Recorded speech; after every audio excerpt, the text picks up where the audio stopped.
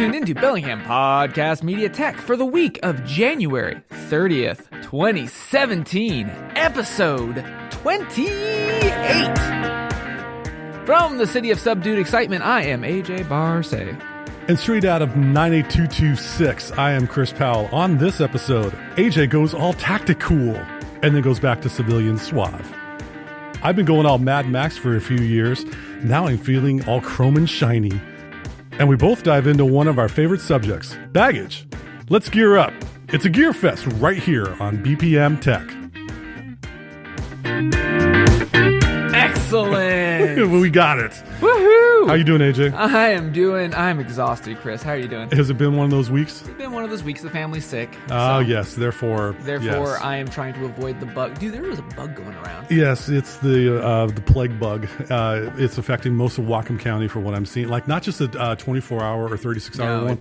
This is like days. It's a week-long fest. Yeah. It's a fest. Yes, but so don't cough on me. No. But what are you drinking? I'm drinking hot tea with some honey. As well you should be. That's good. Yeah. I don't have anything that I'm drinking, so dry mouth time. Dry mouth. All right, let's get it started. Okay, so Chris, we have some new gear, I see. We have new gear. We're going to be talking about new gear. I know, I'm excited. Yeah, I mean, if you could see the look on AJ's face right now, he's got the dimples, he's got the twinkle, he's got the raised elevated pitch. That sounds like excitement. So one of the things that I typically do every year or two is I reassess one of my most practical tools that I have in my professional arsenal as a professional photographer. Now, most people think, oh, it's got to be a new lens, maybe a new body, maybe some flash kit. No, it's the bag. It's straight up the bag. Like, I argue with many a people where, yes, as a photographer, absolutely, the camera and the lens, that is super important. But I'm here to tell you, as somebody who has wrecked gear, who has taken and abused gear, I have appreciated over my professional years as a photographer a very good bag. A case, if you will, for your gear. Yes. I mean, I have frozen lenses on the side of Mount Baker, and I have dropped many lenses in the sand doing beach shoots. Never, and those are those one instances where you're like, no, never again, especially when you have to replace said gear. That's expensive. That is expensive. It is quite a bit of shekels or have it repaired. So the other reason why I love a bag is because I don't know if you know this about me, Chris, but I love to travel. I've known this about you. I love going places. And if I'm in the backcountry, different story. But when I am perusing a place that I've never been in, the one thing that I always worry about is mischievous peoples of an unsavory sort. Pickpockets, people that are going to do a bag grab. And nothing screams, steal me, than wearing a obvious camera bag that says, oh, I'm a camera bag with expensive gear. Come rob me. Mm-hmm. I hate that. And so I've been diving in. I've been using lots of different bags. Last year I did a Patreon vlog about it, like my Uber gear fest of bags. And for the longest time, matter of fact, on Whatcom Workflow, yes, a site that you run. I've heard of that site in the past. Yes. Yeah, it's a good site. Yeah, thank you. I talk about this where I have three little bags, the three little pigs. Okay, of bags, but I'm always looking for that unicorn bag, that Goldilocks one, the one that you can wear and it basically does everything.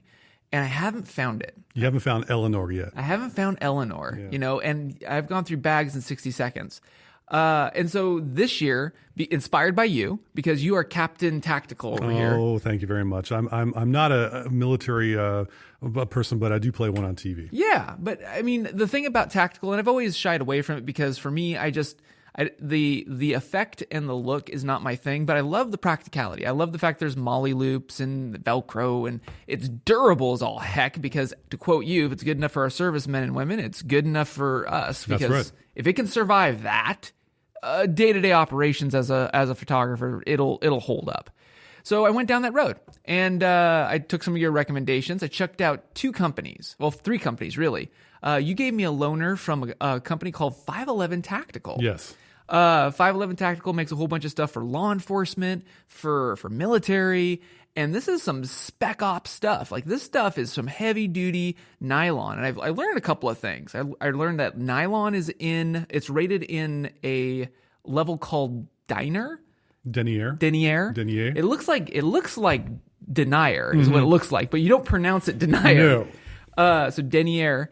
And the higher the number, the more rigid it is. It's like a thread count for sheets. Yeah, it's like thread count, right? Mm-hmm. And so like 511 uses like 1080 denier, and it's got molly straps. Molly is those loops that you see on like when you see servicemen and women, their packs and stuff that you see. There's these loops that they can attach and hook things, and it's rock solid. Like it's heavy duty nylon that's double stitched. And anyway, you threw me down a rabbit hole.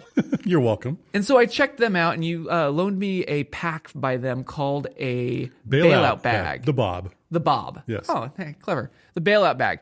I like it. It's a great pack, especially if you're looking for an EDC, an everyday carry. Mm-hmm. Getting down with the colloquialisms. That's here, right. yo. That's right. Great EDC or a great gym bag, I thought would be cool. But it didn't fit my needs as a camera bag. It's a little bit too big, a little bit too boxy. So I checked out another bag from there. It's called the Push Pack. It's in the same style of another bag made by a company called Maxpedition, something you and I talked about off the mic. Mm-hmm. And these guys do both tactical and backcountry. Like you can get some stuff from them that is more tailored towards adventuring PNW style, like going on hikes. This is more the I mean it REI customer. I mean it. It's some pretty cool stuff, but very pricey. Yes. But for the spec, I mean, you get a high level of Denier, however we're going to pronounce it, nylon. You get pockets up the yin yang, molly loops, and also get a wide range of colors, so you can get out of that whole tactical look. That if you're like me and you're not looking for that. So I checked them out. Problem is their packs are too small. Okay, I'm looking for the just right one. This bed's too black. And this bed's too soft. This bed's too expensive. Exactly. Yeah. So you see where I'm going with this analogy? Hear you. Yep. Keep going. So I keep moseying along. And so 511, I love you. Great stuff. You just don't work for my needs. Maxpedition, too pricey, and you don't fit. And so I came across this other one, and I ran it by you called Condor. Yes. Now, Condor is an interesting company because apparently they are U.S. based. Mm-hmm. Some of their manufacturing is done here. Some of it they do outsource to Taiwan.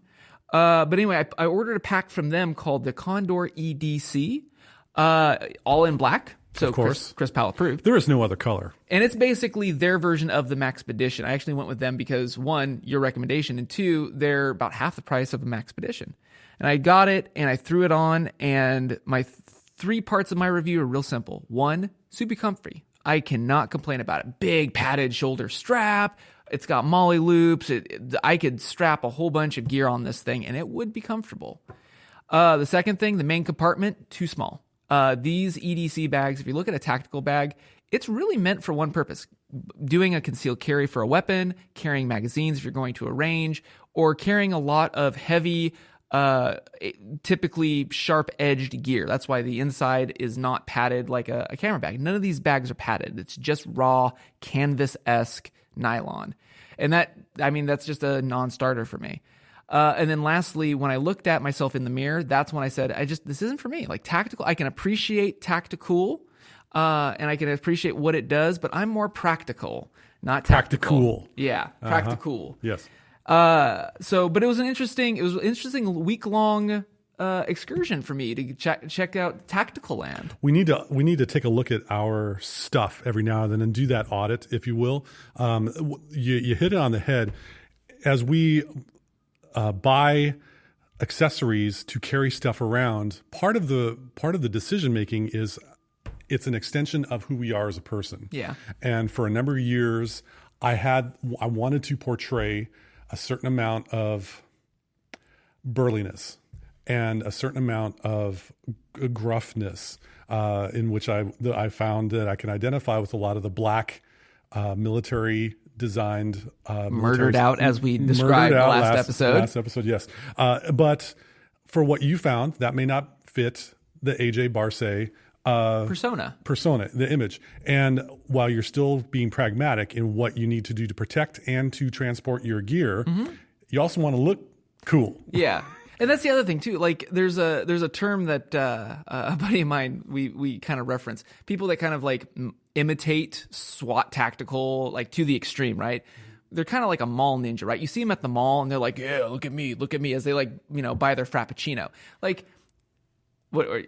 I think they're called posers. Okay, well, that's what I mean. Like, that was the other problem I had. Like, I appreciate again, getting back to the fact that the bag is a tool. Like, our servicemen and women use those style of bags because it gets the job done. And it protects their gear, and they don't get a chance to go shopping at the PX Bingo. for other varieties. They're given what they're given, or they get the best. Bingo. And then they just do their job. Yeah. And God bless them all. Yeah. And so that was my trip in tactical land. Now, on the flip side of it, I did acquire and am going to be keeping a brand new bag, which is what this episode's for. Yes. I went with, and this is going to sound funny if you've heard the name, I went with a Case Logic camera bag. So Case Logic, I think, is the one that had those CD cases and those binders that you could store tapes and CDs and stuff in there. Yeah, let's rewind to 1984. So in 1984, this small little company in Boulder, Colorado. Yep. Mm-hmm. Really? I kid you not. They got their start in 1984 in Boulder, 84 or 94? In 84. 84. All Yep. right. In Boulder, Colorado. LA Olympics. Yep. And they got their start doing cases for these crazy things called audio cassette tapes. I remember them well. And then they fast forward, they did also things for like CD cases. The 90s were big about that. You got to keep up with the times. If you go to Best Buys at any given time, and when you go to the camera aisle, like you'll know what I mean by Case Logic. Their logo kind of has like a little light bulb looking thing. They usually do black cases with orange striping. Like, this is the atypical, like, oh, it's the first case that you get. And that was the opinion I had of them. Till I did some digging, as you can tell. Uh-huh. So up until recently, in the last couple of years, Case Logic got acquired and is under a new umbrella by the folks called Thule. Or if you're not familiar with what that brand is, it's like Thule. It looks like Thule. It's the stuff that's on top of cars that that hauls gear around on the roofs of cars. They also do some high-end expedition stuff. They do some high-end backpacking, and they're actually under their umbrella. And so when I started digging, much like every other brand, you've got the low-end stuff that you can, buy anywhere. And you have a high-end part of Case Logic. One of their high-end lines is called Reflection, and that's the case that I have. It's I don't know what you want to call it, an earth-toned canvas-like bag that looks like kind of like a sling messenger bag, but it's kind of a faux messenger. What drew me to this bag was one feature I've been looking for, and that is a blind zip. That's a zip that goes across the top of your bag, so you don't have to flip open that stupid flap for a messenger. But it is a big burly zipper, which is important for me because I don't want people to get in my sack. Right. The other thing is that it has an old school looking doctor's bag hinge. The doctor is in. The doctor is in. And so it's a unique bag. It doesn't scream steal me. It looks like just a normal satchel. And it's also a little bit wider and longer, so it's more in the vein of a reporter's bag, and that was the reason. It's very much me. I'm looking at it right now, and it is svelte in size, which is helpful because you don't need to carry around a huge gargantuan duffel bag of photography gear or other gears. I mean, it's what you're carrying with you. It looks like it's durable. It's got a wide guitar strap. Length strap. It's about 2 inches in length, and the color is earth tone, which is totally good because it works with what I've seen, your wardrobe palette. Yeah, and that always helps matters out. I always wear black, i.e., ergo thus, you always go with black. Yeah, but this one works with your wardrobe. Yeah, and the thing about me when I travel is that I'm a pretty much a 3-lens guy at the most. Like, the thing that drives me nuts about whether you're a pro or an amateur, when you go traveling, like you have this mentality like, oh, I got to pack for bear, No, like the thing is that I toted in a bag half this size, way too much gear when I went through Europe, and it was uncomfortable. I didn't use like half my gear, and so this bag it gets me in and out fast, so I can grab what I need to do to take the shot, so I can get on with my life and appreciate where I'm at. So. I look forward to using this bag this year. It looks good. I think it'll do you well for 2017. Yeah. And right now during the show, we want to say you're listening to 102.3 FM KMRE, low power community radio in Bellingham, Washington. So Chris, what did you go with? So I still have an affinity for 5.11 tactical. I like the fact that they have high quality gear without paying an extraordinarily huge price like some other military tacti-cool companies out there. Yeah. And so I just wanted to try something, like you said, if it's good enough for our armed forces folks, it's good enough for me. Well, I took a look and I analyzed, what am I looking for? I need to transport stuff. Who does a lot of transporting stuff? Okay, so we can be talking about people commuting to work, walking to work, or taking the bus. But there's this in Bellingham, we don't see a lot of these around. But in other metropolitan areas, you might encounter these bicycle messengers. Oh, yeah. They have, hence, a messenger bag. They are couriering. You got it. They're transporting files and other things from one building to another. They are darting in and out of traffic. They get hit by cars. They get hopefully not, but they have to protect the things that they are carrying, so the recipient will get it and pay for it, and et cetera, et cetera. If it's good enough for bike messengers, it's good enough for me. So that started that. And so what I noticed, and of course I do like black, there's a company out there called Chrome Industries. Now, this is not the Google web browser style. This is a company called Chrome Industries. Chrome Industries, strangely enough, started in 1995 in, give you one guess, Boulder, Colorado. No way. And so they just were looking to create a messenger bag with the highest quality, the toughest materials they could find. Evolved 22 years now, since we're in 2017. They've gone through not only their start in Colorado, but I believe their current headquarters is in San Francisco, bike messenger capital of the world, I would believe. And they have stores in Portland, Seattle, Tokyo. They're bad. They're worldwide. Oh, and wow. So industrial strength materials. It's not quite Kevlar, but it sure feels bulletproof for this bag that I just got. It is some heavy grain stuff. And so the bag that I got after doing much research and finding a pretty good deal online is called the Black Chrome Messenger Bag. And this is my shocked face. Yes. But the thing is, Black Chrome without any vowels, BLCKCHRM. I love these guys. It totally spoke to me. So anyway, I picked up this bag, and it is, so folks, as you visualize this, picture the biggest laptop you would see. It's normally a 17-inch, is usually the biggest laptop out there. It can transport a 17. Wow. Not that I have a 17, but it has the ability to do that. That's great. Not a lot of pockets. It's got a wide open space and a little bit of a Velcroed out area for transporting other areas. I am so thrilled with this bag. It's all black, murdered out. It has it is so comfortable to wear with a stabilization strap. They have another strap that goes underneath my armpit, if you will, that connects to the strap portion. I'm walking around and I can actually envision myself fighting a street gang in a dark alley, and this thing will not shimmy around my back. It's going to stay put while I'm punking a whole street gang. So you're ready for the zombie apocalypse. I am ready for the zombie apocalypse with this Chrome Industries Black Chrome Messenger Bag. The best feature on this bag, AJ, is, and this is what did it for me, it's a seatbelt strap. Yeah. They actually have, the folks at Chrome hated pulling a bag over their heads. They wanted a quick release mechanism. Mm-hmm. What better quick release mechanism than a seatbelt?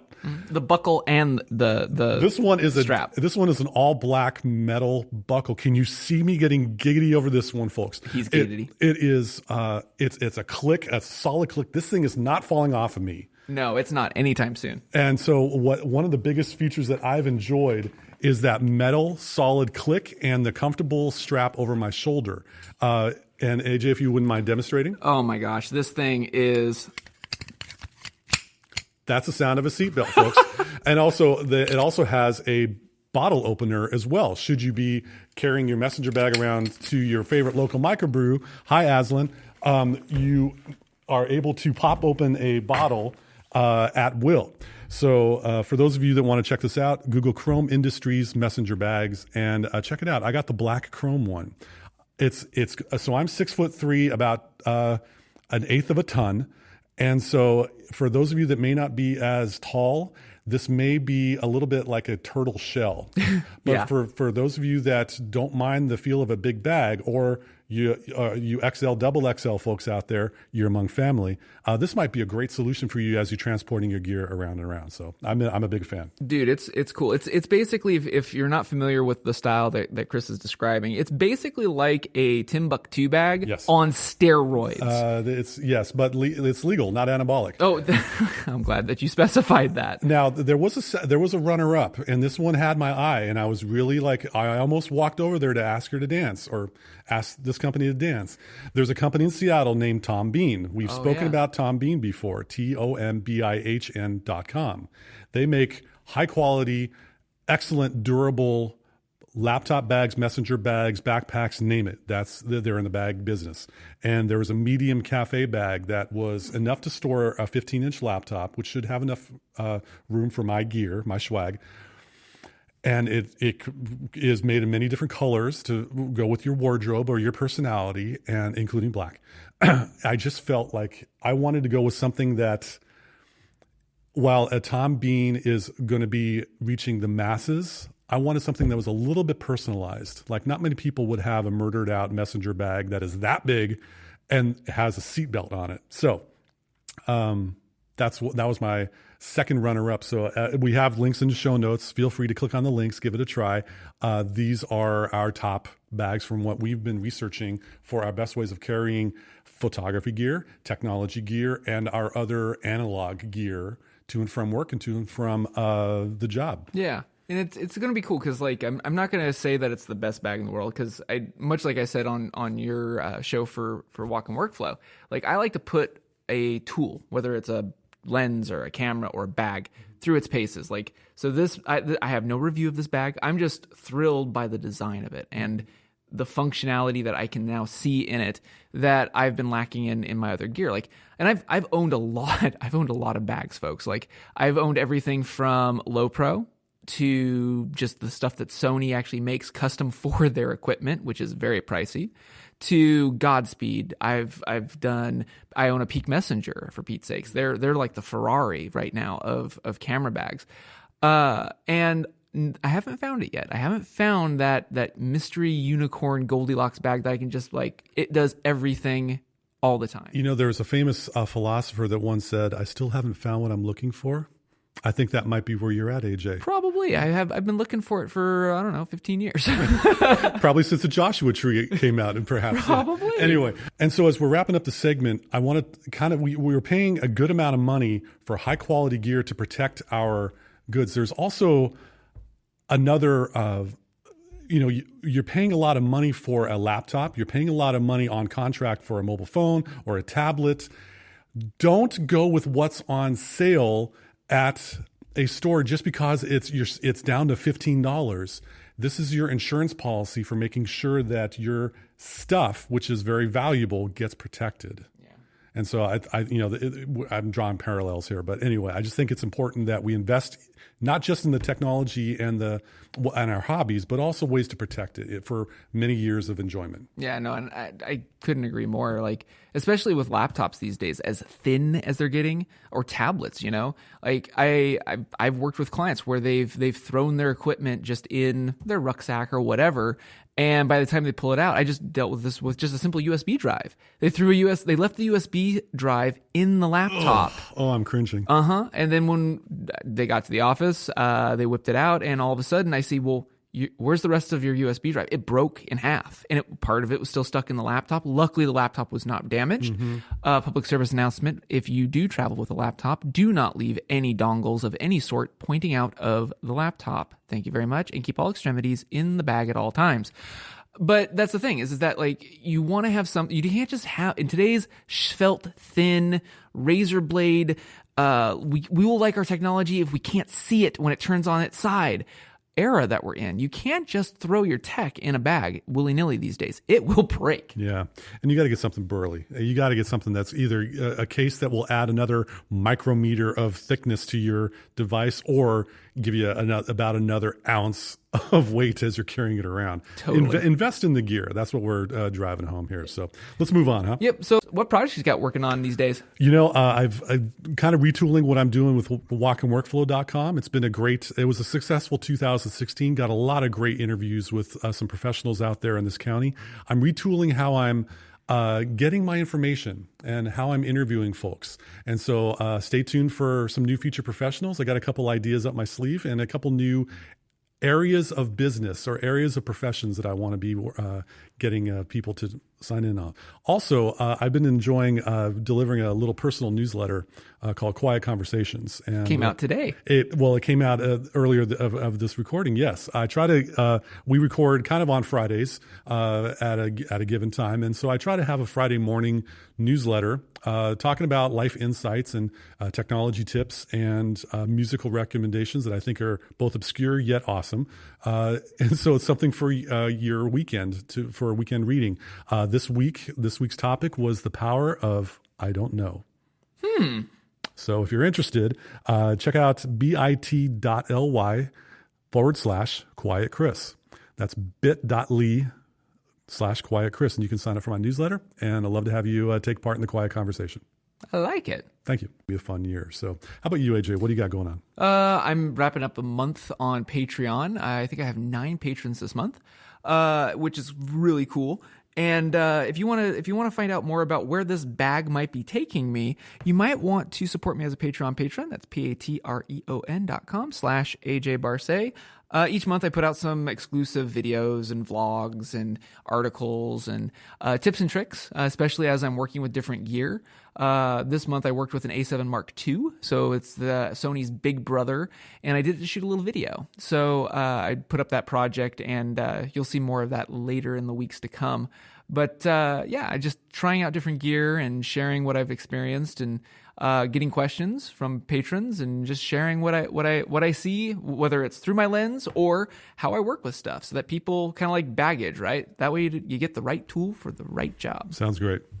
Hey Chris, if somebody wanted to leave us a voicemail because they have a question for us or they totally just want to have us go off the rails on a topic, how might they do that? Pick up your phone.